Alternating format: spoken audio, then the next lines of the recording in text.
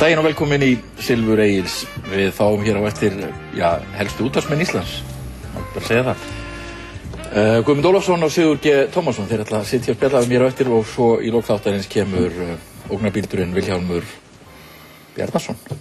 En við byrjum hér á vettvangi dagsins með Sigurði Kára Kristjánsinni, Pétri Tyrfingssyni, Valgerði Bjarnadóttur og Birki Jóni Jónsssyni. Við verðum að byrja held ég á þessu falli krónuna sem var í vikunni, það er ýmis mál hérna á listanum hjá mér, en eigum ekki að reyna að leita brjóta okkur til smá skilnings á efnahagsástandinu, Pétur. Hver skilur þetta? Ég var að lesa hérna í Morgunblaðinu viðtal við hann Ágúst í Bakkaver og þá segir hann allt sko, þetta allt í lagi, þetta líka farið til fjandans, bankarnir hafa ekki farið offari, en þeir hafa nú kannski farið offari. Þetta nú búið að vera fyllir í og núna eru timburmennir og ég skil þetta ekki. Svo heimta menn að ég lækka stýrivexti og mér skilist að vandamáli sé einhvern veginn þannig að bankarnir kannski eigi ekki fyrir gjalddögunum á næsta ári, eitthvað svoleiðis. Ég nú bara svona döðlugur maður og skil þetta á alla. Og en sko, lækkun stýrivaxta það ekki vextir á lánum Seðlabankans til bankana til þess að láta þá hafa lausafé og svona. Og ég veit ekki til þess að bankana vanti íslenskar krónur. Nei. Bankarnir græddu, hvað var það, 150 milljarða, var ekki fyrra, eitthvað svoleiðis. Gjaldeyrisvarasjóðurinn 175 milljarðar. Og Kaupþing var núna að fá lán upp á 150 milljarða. Þannig að sko, gjaldeyrisvarasjóðurinn bara krækibir í helvíti í þessu. Og ég bara botna ekkert í þessar umræðu. Ég bara skil hann ekki og ég nokkuð vissum að ég ekki mjög vitlaus. En ég kann ekki í hagfræði, sko. En ertu þú ekki að segja bara það sem að menn hafa verið að segja bankarnir séu bara allt og stórir fyrir hagkerfið, stórir fyrir system? Jú, ef til vill, en svo fáum við líka þessar tölur, það sem að menn að segja, sko, skuldirnar, þar að segja, okkur sagt það að formúlan 2 + 2 eru sama sem 4. Já. Sko, hún gildir ekki alls staðar. Sem sagt, formúlan hérna á Íslandi, eignir á móti skuldum, það kemur út úr í mínustala. Og menn að segja, þetta ekki mínustala, þetta ekki rétt, sko. Það það alls staðar annars staðar í heiminum. Þess að 2 eru 4, alls staðar annars staðar, en það verðist vera 5 eða 3 hérna, ég veit það ekki. Eða hvers vegna eru stjórnmálamenn að fara í önnur lönd og reyna að réttlæta svona einhverja ímynd eða róa einhverja.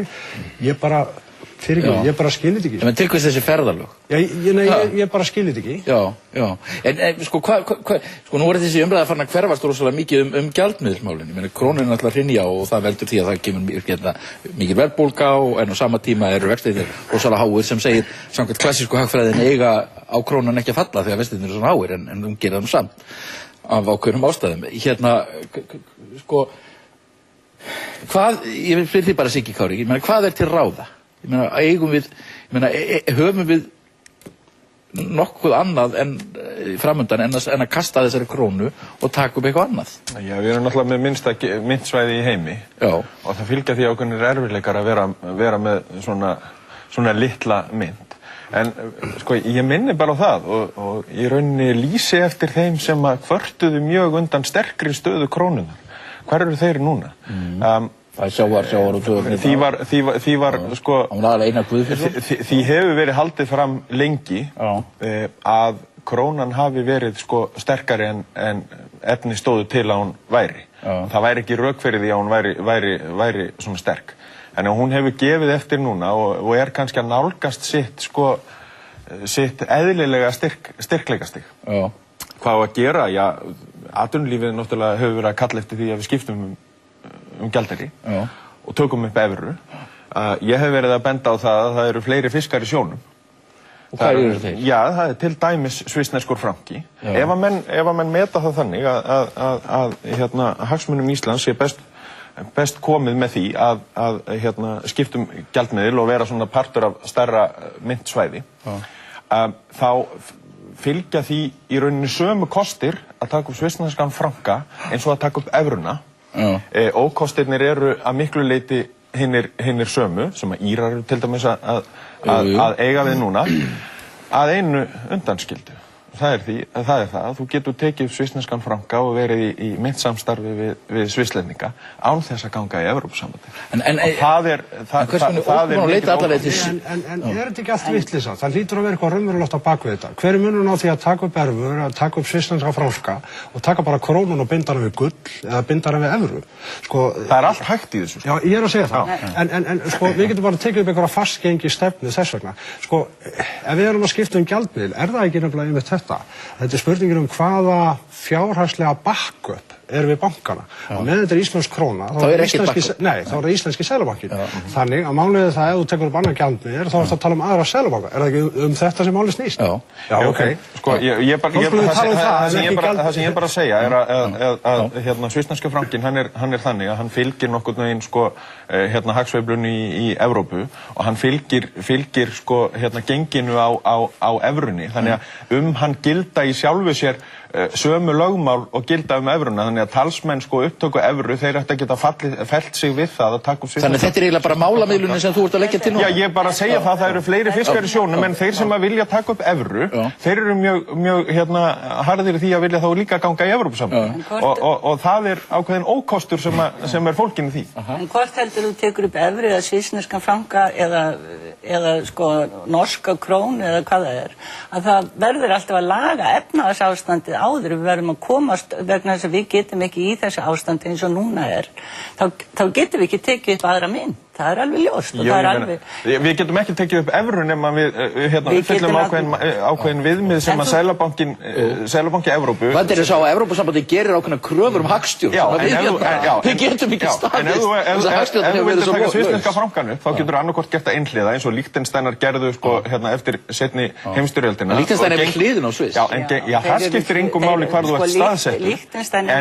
Eða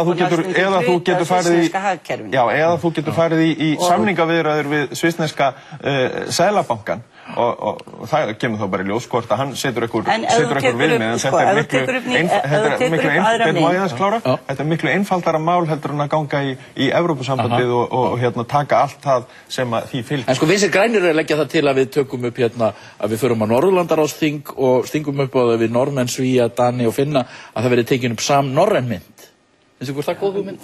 Nei, ég held að það sé nú bara hugmynd sem að sko yfirleitt gangi ekki upp og mun engi taka undir. Pétur myndist á fastgengistefnu. Það þýðir, sko, við getum alveg komið, auðvitað getum við komið og sagt, nú ætlum við bara að hafa gengið svona. En gallinn er sá að þú getur alltaf horfið frá því, við höfum gert það áður, við höfum sagt, nú ætlum við að hafa þetta svona, svo bara hættum við í miðju kafi, af því að við stöndumst ekki, sko, af því að efnahagslífið, að það stendst ekki, við erum ekki með nógu góða hagstjórn til að halda okkur við þetta fastgengi. Þess vegna er hugmyndin náttúrulega að vera hluti af einhverju annarri mynd og vera á stærra svæði og Evrópu við Sigurður Kári náttúrulega sko alveg gjörsamlega andstæðri skoðun aðild að Evrópusambandinu og allt það en málið er það ef þú ert í myntbandalaginu þá ertu með evrópska bankan á bakviði og mikinn stuðning. Ég meina við ætlum að fara hérna og kaupa bara selja okkar íslensku krónur fyrir svissneska franka. Það bara virkar ekki. Jú, það getur alveg virkað. Þú mátt ekki gleyma því að Svisslendingar og Liechtensteinar, þeir eru í EFTA og ef Ísland bætist við, þá ertu það komið með ákveðna skoðin en EFTA. Þetta er bara fix Þetta er ekkert fix, ég menna það hefur hver hagfræðingurinn og fætur öðrum komið og sagt að þetta sé leið sem er fullkomlega raun. Mér finnst umræðan endurspegla það að stjórnmálamennir hafa á síðustu árum einfaldlega ekki verið að vinna heimavinnuna sína. Við munum það þegar Valgerður Sverrisdóttir kom hér fram fyrir 2-3 árum og talaði það að við ættum að skoða þann möguleika að taka upp evruna án þess þó að ganga í Evrópusambandið að margir supu nú hveljur þá og við höfum einfaldlega ekki verið að standa okkur á vaktin í þessum efnum en það er líka rétt sem að hefur komið hér fram í umræðuna að þetta er ekkert einfalt. Við þurfum uppfylla ákveðin skilyrði til að taka upp annan gjaldmiðil hér á landi og ég vil bara benda á það að nýafgreidd fjárlög voru upp á kostnaðaraukningu yfir 20% á milli ára sem voru náttúrulega skilaboð frá stjórnvöldum það að það er engin stöðugleiki hér á landi til þess að taka upp nýjan gjaldmiðil sem stendur. En sko, það er náttúrulega sem er merkilegt í þessu að stjórnmálaflokkarnir eru allir klofnir í þessu. því ég vil haldi fram að Steingrímur J og Katrín Jakobsdóttir séu að færa sig aðeins að nær Evrópusambandinu með grein sem þau skrifuðu í Mogganum í gær, þar sem þau eru svona að leita lausn í þessum gjaldmiðilsmálum. Framsóknarflokkurinn, ef einhver flokkur klofinn á bara mjög svona háværan hátt núna, þá finnst manni það vera Framsóknarflokkur. Ég meina, í hvora fylkingun þú byggjur? Mér finnst umræðan vera dálítið rekin af tveimur ólíkum fylkingum og þetta dálítið svona stríðs svona graðar málflutningur finnst mér, þar sem að þeir sem að vilja ganga inn í Evrópusambandið tala annars vegar og þeir sem að eru svarnir andstæðingar þess. Hvort er þú með Ég held ég sé eins og svona 70% þjóðarinnar, ég þarna einhvers staðar á milli og mér finnst umræðan þessi mál hreint útsagt ekki með nægjanlega yfirveguðum hætti og mér finnst að stjórnmálamenn þurfi nú að fara að koma sér að því verki að kryfja þessi mál til mergjar. Ég vil minna á það að ríkisstjórnin hún lofaði því í upphafi síns ferils að setja fót hér Evrópunefnd. Hvort ert þú með á móti? Ég þessi 70% þjóðarinnar sem að vill skoða þessi mál til mergjar og mér finnst umræðan einfaldlega ekki vera komin á þann level að við getum bara sagt já eða nei í þessum efnum. Sendi Bjarni Harðarson bréf til þingflokks Framsóknarflokksins þar sem hann kvartaði undan Valgerði Bjarnadóttir? Nei, Valgerði Sverrisdóttir. Sko, það eiga sér ímils samskipti. Það alltaf verið að senda trúnaðarbréfi. Já. Ég var birt þetta bréf. Já, og það svo sem ekkert leyndarmál úr því að þér var búið að birta það, en að því að þú vilt gera svo mikið... Mér finnst þetta forvitnið, hann sendi bréf og kvartaði undan Valgerði Sverrisdóttur. Já, það er náttúrulega alveg ljóst að þau eru ekki sammála í Evrópumálum, rétt eins og þú bendir á að það eru fylkingar innan allra flokka. Ég vil tóna þessu umræðu dálítið niður og setja þetta niður á þannig plan að við förum að átta okkur á því hverjir möguleikar okkar eru í þessari stöðu, því eins og hefur komið fram hér í þessari umræðu þá eru miklir erfiðleikar sem blasa við okkur, bæði út frá gjaldmiðlinum og öðrum þáttum og mér finnst hreint út sagt að það þurfi að koma aðra raddir heldur en úr þeim fylkingum sem að hafa... Tekur þetta því, Birkir Jón, hvernig þú talar, ég er ekki að setja út á því, þessi Evrópuumræða og stjórnmálaumræða í dag, þetta er eins og umræða í vondu hjónabandi, Allavega innan ríkisstjórnarinnar? Nei, bara yfirleitt, Þið komið alltaf að segja þið komið hérna alltaf og farið að tala hvernig talað hlutina. Það er ekki talað þetta á réttan hátt, málið má ekki vera á dagskrá og eitthvað svoleiðis. Það á að vera á dagskrá. Málið er á dagskrá, það er sett á dagskrá. Og Framsóknarflokkurinn hefur haldið þeirri umræðu upp í mörg ár. Og fólk á bara að rífast þetta og hægt að vera að tala hvernig það talar þetta. Það skiptir bara einhver máli. Það verður alltaf verið auglýst eftir því að þið að fá ykkur fleiri fræðimenn í þetta og svona. Ég held að upplýsingarnar liggi meira minna fyrir það. Það verður alltaf að taka það saman á einhvern svona aðgengilegan hátt fyrir almenning. Það er búið yfir, það var Halldór Ásgrímsson. Við skulum vera alveg klára því að það er alveg klár stefna í þessum málum í dag. Hún er svo að vera utan Evrópusambandið. Og Evrópunefndin sem að Davíð Oddsson skipaði held í 2004 og skilaði áliti í mars held í 2007. Hún er alveg fullt af flottum tillögum miðað við það að við ætlum ekki að vera í Evrópusambandið. Og ég segi það, ég er ósammála því. Ég tel það vera sem sagt að það væri mikill kostur ef við værum í Evrópusambandinu. Ég er bara í minnihluta í því og Þú ert ekki í minnihluta meðal þjóðarinnar lengur? Nei, ég held ekki en þú veist að það skiptir engu máli. Meirihluti þjóðarinnar er líka á móti fiskveiðistjórnarkerfinu og hefur verið í 20 ár. En það skiptir engu máli. Stjórnmálamenn þeir bara halda áfram að hafa þetta svona. Ég held reyndar að þegar til kastana kemur að þá sé meirihluti þjóðarinnar á móti því að ganga í Evrópusambandið. Meirihluti þjóðarinnar vill aðild að vera. Á móti því að framselja það vald sem við höfum núna í krafti okkar fullveldis og sjálfstæðis til Brussel, að framselja yfirráði yfir fiskveiðiauðlindinni til Brussel. Það sem að fólk er að kalla eftir er að það verði tekin upp annar gjaldmiðill. Ég held að það sé það sem fólk vill. Það vill ekki ganga í Evrópusambandið. Það verður hins vegar fróðlegt og Valgerður ætti kannski að svara því hvort að Samfylkingin muni í næstu kosningum hafa kjark til þess að segja að það verði kosið það hvort að við að ganga í Evrópusambandið. Samfylkingin hefur fram til þessa ekki haft kjark til þess. Ég meina, þið töluðu ekki sem Evrópusambandið fyrir síðustu kosningar og ekki heldur fyrir þar síðustu kosningar. Þrátt fyrir að þetta hafi verið stefnuskrá samfylkingar. Er Samfylkingin farin að fara mikið í töðunar þér? Nei. Með þetta? Aðeins. Já, Jú, hún er farin að fara í töðunar. Össur Skarphéðinsson sagði á einhverju bloggi að Samfylkingin myndi passa sig á því að halda svona fram sínum sérkennum í þessu stjórnarsamstarfi og vildi ekki falla í þá greifju sem hann taldi að Framsóknarflokkurinn hefði gert í samstarfi við okkur, þar að segja að vera svona ákveðin deild í Sjálfstæðisflokknum eins og þeir héldu fram á sínum tíma. Það fer dálítið í taugarnar á mér hvernig þingmenn Samfylkingarinnar tala Evrópumálin hvar sem bæði í þinginu, á fundum erlendis og víða, aðild Íslands að Evrópusambandinu vegna þess að það hefur verið samið að það standi ekki til að ganga í Evrópusambandinu og þessu kjörtímabili og það mál ekki dagskrá. Springur ekki stjórnin bara á þessu vandamál? Ég er alveg sammála þessu.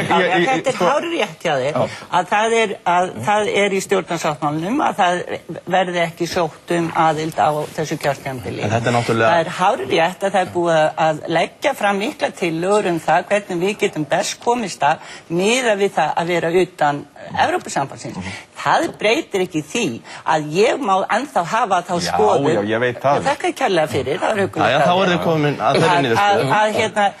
Og þú mátt ekki taka okkur málfrelsi og skoðanafrelsi. Nei, þetta er það ekki. Það er skrítið í þessu máli. Hins vegar það þannig að þegar ég að andmæla einhverjum málum frá Samfylkingunni, þá fæ ég illt augnaráð frá þeim. Ég viðurkenni það alveg að þið hafa málfrelsi í þessu, en menn verða aðeins að passa sig á því hvernig þeir tala, sérstaklega í útlöndum, og ég verð að segja það að mér finnst sumir þingmenn Samfylkingarinnar hafa verið algjörlega á grensunni með þann málefnasáttmála sem þeir hafa skrifað. Svo ég fá aðeins að klára þetta. Það er dálítið undarlegt að vera stjórnarandstæðingur hér við þetta borð, því þessi ríkisstjórn í þessu eins og svo mörgum öðrum málum virðist komast upp með það að vera bæði með og á móti svo mörgum málum. En ég ætla bara að benda á það, Egill, að þessi nefnd, Evrópunefnd, sem að ríkisstjórnin ætlaði að skipa, sem átti að standa Evrópuvaktina, hún hefur ekki komið saman ennþá.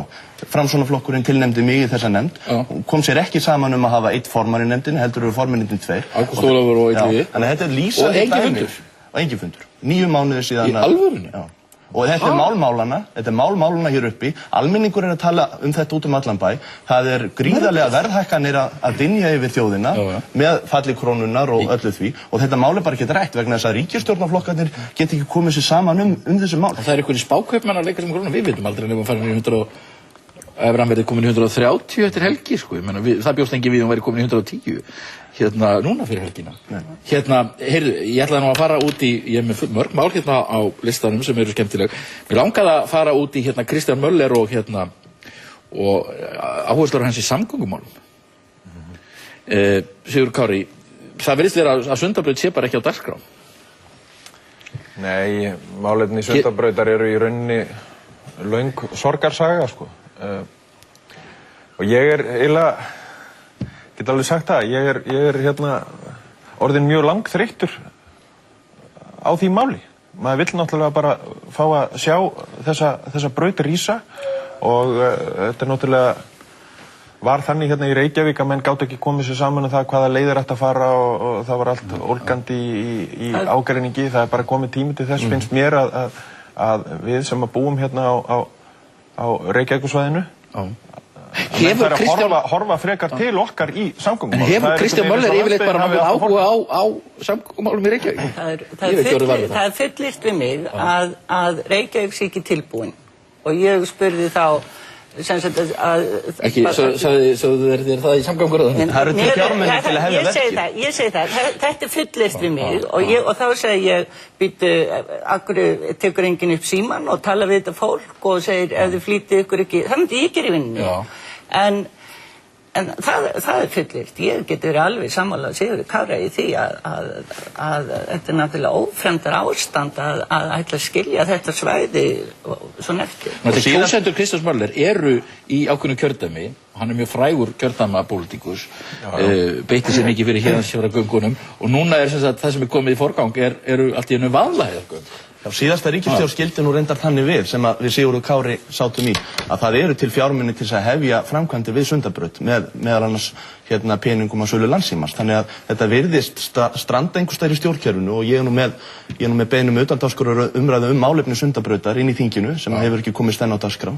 Því að þetta mál er ekki bara einkamál Reykvíkinga. Vestlendingar og Norrlendingar munu njóta góðs af þessari samgöngubót en það hefði nú einhvern tímann heyrst úr horni, hljóð úr horni ef að til að mynda í mínu kjördæmi ef að fólk þyrfti að bíða á 3. áratug eftir einhverju dæmi. Það eru á 3. áratug síðan að Sundabrautin var fyrst rædd og það er alveg rétt sem að hér hefur komið fram að seinagangurinn er náttúrulega með ólíkindum og ég vil fá að heyra það frá samgönguráðherra hvaða leið hann vilji fara og hvar þetta mál er almennt statt. Hann hefur líka orðið tvísaga í þessu máli með yfirlýsingar sínar þessi máli og Já, en eru þessi mál eitthvað tengt? Er ekki Vaðlaheiðargöngin á allt öðrum reikningi heldur en Sundabraut? Jú, Akkur erum við þá að tengja þetta endilega saman? Ef ég mætti nú koma inn á það aðeins, af því að ég er nú þarna norðan, þá er það þannig að notendur þeirrar framkvæmda munu greiða fyrir þá framkvæmd með veggjaldi. Reyndar sagði nú Kristján Möller í aðdraganda Hvað segirðu? Helming, segja þér.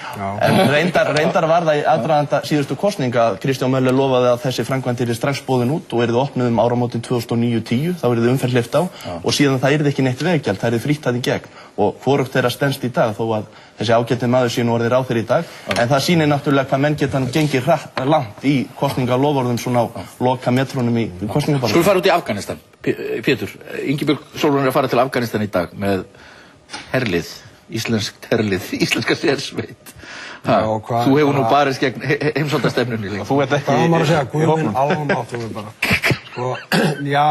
Það sem ég vil segja þetta, ég segi fyrir mig, jú, auðvitað á hann að fara þarna og skoða þetta. Ég sé ekkert aðtöfu eftir það, eins og er að segja það okkur svolítið sögu, að hún þurfi náttúrulega að hafa þarna þessi varðsveit og allt það, sem þýðir auðvitað það, ég meina, hvað voru menn að gera þetta í Afganistan? Ég meina, átti ekki að var ekki Bush að ná í Osama bin Laden og hann hefur ekki fundist ennþá og hinrökin hjá Tony Blair, ég var nú út í Breitlandi þegar það stóð til, þá gerða mikið úr því sko að það kemur svo mikið heroín frá Afganistan, reyndar höfðu Talibanandir upprætt hann og ansi mikið, samkvæmt skýrslu Sameinuðu þjóðanna, þannig að þetta var nú ekki rétt að það þyrfti að ráðast þarna inn út af því, en ég veit það ekki, er það ekki bara í Kabúl og nokkurir hópar þar sem hafa það eitthvað skárra og öðru leyti er þetta sama gangstersamfélagið og það hefur alltaf verið sko. Og sama kúin, sama helvítis kúin. Já, það er ekkert breyst, þannig að en ég er ánægður með það að menn alltaf búa til einhverja vatnsaflsvirkjanir eða standi í einhverjum slíkum framförum þarna, mjög það er sjálfsagt mál. Olgerður, hvað finnst þér? Já, svona hvað fara undir borðið þér? Nei, mér finnst, ég finna, það er verið að vinna þarna að verkefnum, ég skilst þessi 14 Íslendingar í Afganistan í alls konar störfum og reyna að hjálpa þarna eitthvað til og ég bara treysti því eða sem þetta var Ingibjörg Sólrún og hún situr að fara þarna til að sjá þetta með einu augum og hvað við erum að gera og ég bara treysti. Nei, við erum að vera þarna yfirleitt að þælast. Við erum í NATO og En hvað varður hérna sjálfstæðu utanríkisstefnu og allt það? Ég þetta Morgunblaðið er sennilega einn aflið sem er með sjálfstæðu utanríkisstefnu núna því að þeir mótmæla þessu svo hástöfum að þeir ætla ekki til að senda mann með. Morgunblaðið eftir að herinn fór að þá var Morgunblaðið svona eins og þú veist, eitthvað sem er svikinn í hjónabandi og það er allt ómögulegt sem bara kemur Bandaríkjamönnum við og allt bara eftir að herinn fór. Svona eins og ergileg svikin eiginkona. Já, en er ekki bara málið að Íslendingar með sína sjálfstæðu utanríkisstefnu eiga kannski að velja sér verkefni á einhverjum öðrum vettvangi en í einhverjum svona stríðsátakasvæði? Getur ekki vel verið að það sé það sem að vera að ske? Var ekki þessi mikli her okkar í Írak? Var hann ekki kallaður heim? Jú. Já, það getur vel verið að það komi út úr þessu að herokkurinn í Afganistan verið kallaður heim og sendur í eitthvað annað eins og að útvega fólki vatn kannski eða útvega fólki bóluefni einhverstaðar sem það vantar í Afríku eða eitthvað þvílíkt. Þetta eru hluti sem við eigum auðvitað að gera sko. Jú, það má auðvitað deilum það sko hvort við eigum að gera þetta eða hitt sko. En ég sé ekki athugavert við það og finnst þér reyndar sjálfsagt að utanríkisráðherrann fari til Afganistan. Ég meina, kynni sér málin. Við tókum ákvörðun það að fara inn í Afganistan og erum þar og höfum verið með töluvert mikil umsvif og mér finnst bara eðlilegt að ráðherrann fylgist með því hvað það er að gerast. Það gera aðrir þjóðhöfðingjar sem sem að þarna eru. Ég meina, Bush hefur nú farið reglulega til Afganistan til þess að kanna stöðuna. Það ekki leiðum að líkjast. Nei, og það var ekki eðalegt að Ingibjörg Sólrún farið líka. Ég veit ekki, menn það var stríð í Kongó sem er sagt að við dáið 5 milljónir og svona. Ég menna, þú veist, þetta sko, svo eru vestrið með augun á þessu einhvern veginn, þetta, þú veist. Já, í Rúanda náttúrulega dóu margir og Sameinuðu þjóðirnar gerðu ekkert. En hvað var að gera við Kínverja í Tíbet? Ekki að styðja bara sjálfstæði þeirra. Frjáls Tíbet? Já, það ekki. En það náttúrulega spurning. Já, það finnst mér, sko. En á hverju eigum að fara á Ólympíuleika í Peking sem að hérna eru haldnir af þessum liði sem eru að... Ég má veltaði fyrir mig hvort að Björk hafi startað þessu. Já. Ég meina, hún sagði þarna konsert hérna sjálfstætt Tíbet, kallaði það, þegar hún var þarna stödd. Okkar fólk hefur farið þarna til Kína í alls konar viðskiptaerindum, forsetinn hefur farið þarna fleiri og þeir hafa ekkert minnst á Tíbet. Forsetinn passa sig á því að tala ekki um mannréttindamál þegar hann kemur til Kína. Ég man ekki að Vigdís Finnbogadóttir var hrökklaðist nú bara náttúr embætti. Ég finnst það nú bara að vera skylda manna, æðstu embættismanna sem að fara til Kína að tala um mannréttindamál. Og ég sé enga ástæðu til þess að við Íslendingar séum eitthvað að bera blak af kommunistastjórninni í Kína. Við höfum bara gagnrýna þá fyrir það sem að þeir hafa gert vegna þess að þeirra rekord ekki glæsilegt. Og ef að menn vilja komast undan valdstjórninni þar, þá eigum við að styðja það. En nú verður það sko myrða fólk á göttunum í Tíbet og ég meina, ég segi, fyrst eigum við að mæta á Ólympíuleika sem þetta lið heldur. Ég held bara ekki. Í öðru lagi, ég meina, ef við mætum, eigum við ekki þá mæta bara í bara sortu eða sorgarbúning. Mér finnst það aðeins annað mál, sko, að taka þátt í Ólympíuleikum og taka pólitíska afstöðu er kannski ekki það saman. Þá mættu Kanarnir ekki og svo framvegis og... Við segjum að Evrópusambandið mætti ekki þessu, en það eru náttúrulega allir svo hrættir við Kína að þeir þora því. En það er eftirtektarvert Egill hvað Kínverjar hafa ofboðslega mikinn áhuga á okkur Íslendingum. Það er að koma hér sendinefndir annað hvern mánuð sem er að koma hér og sýna okkur í raun og veru þar að leiðandi þessu smá ríki, mikla virðingu. En ég hef nú alla tíð haft mikla samúð með málstað Tíbets í þessum efnum en hvort að við eigum að sleppa því að mæta á Ólympíuleika er mér til efs. Það voru sem alveg saman þetta fólk. Nei, við getum ekki að gera neitt, við getum ekki að mótmæla neinu. Ingibjörg Sólrún aftekur fyrir það að við getum viðurkennt sko aðild Tævan að Sameinuðu þjóðunum. Ég meina, af hverju var Tævan ekki að fá að vera á Sameinuðu? Ég meina, ég sé ekki af hverju við eigum að vera að taka málstað Kínverja. Hvað hafa þeir til þess unnið að við eigum eitthvað að vera að styðja þá?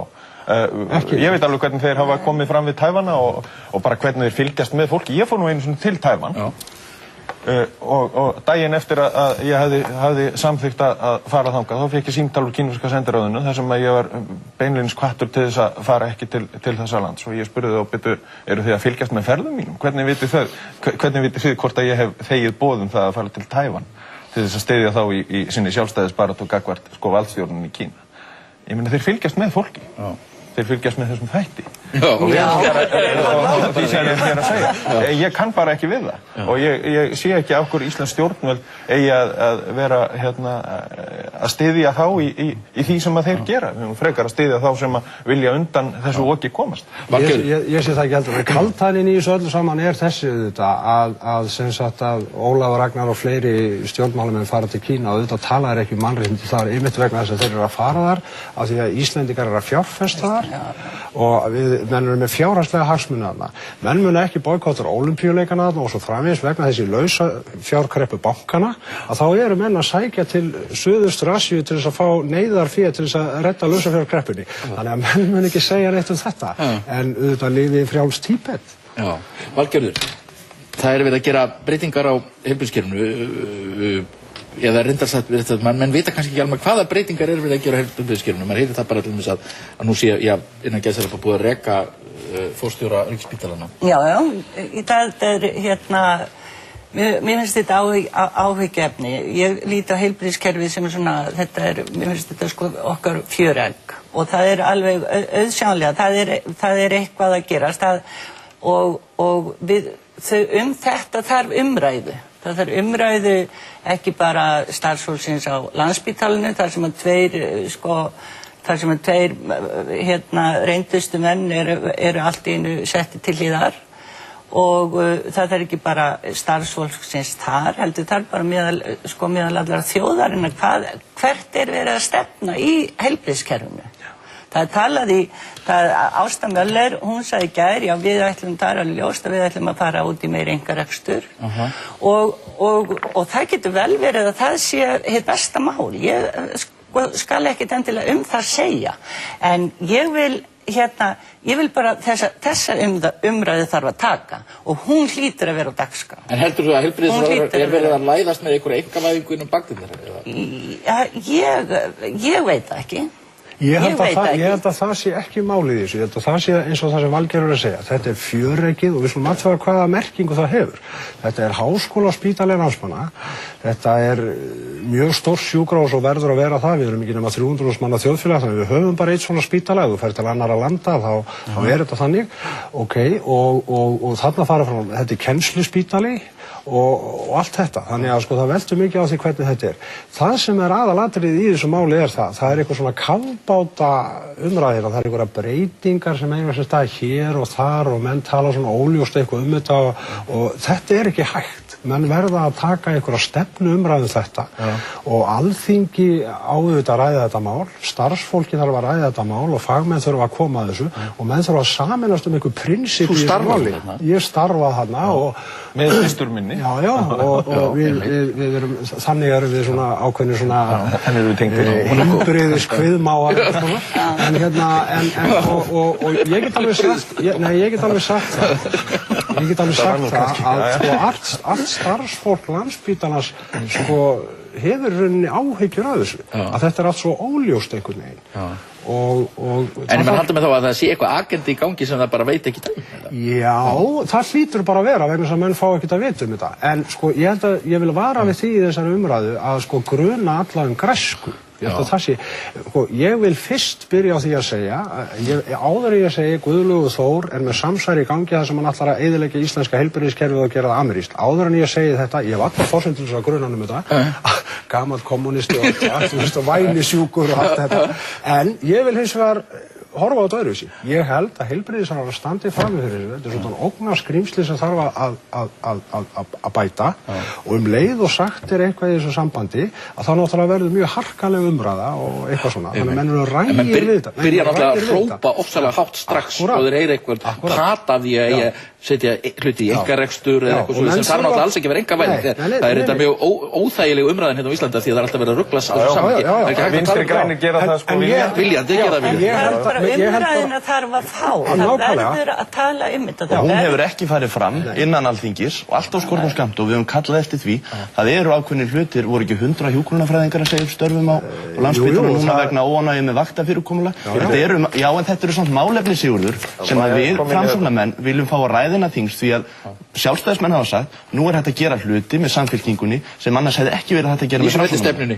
Það er alltaf verið að ræða. Siggi, þú ert búin að tala svo mikið í þessu hætti. Það er alltaf verið að ræða heilbrigðismál á þinginu, en ég segi bara, er þetta ekki bara gott sem að Guðlaugur Þór er að gera? Ef að menn skoða og sögur Landspítalans, þá er hún kannski ekki glæsileg vegna þess að reksturinn hefur ekki verið góður. Þeim hefur aldrei tekist að halda fjárveitingar sem þeim hefur verið skammtað. Þeir var alltaf fram úr. Er ekki bara nauðsynlegt að gera einhverjar breytingar? Þið settu nú nefnd í því að gá hvað spítalinn kostaði og svo nefnd var ekki búin að skila af sér þegar þið ákvaðuð það að setja í fjárlögin að láta þetta 700 milljónir ódýrara heldur en nefndin hafi komið stað. Og nefndin hafi verið að starfa ábyggilega launu til þess að koma að stað þessu og það var ekki tekið mark á henni. Ok, við erum hægt að þessu. Sigurður Kári og Pétur, takk fyrir komuna. Valgerður og Birkir fá hér Guðmund Ólafsson og Sigurð G. Tómasson rétt á eftir og svo Vilhjálmur Bjarnason.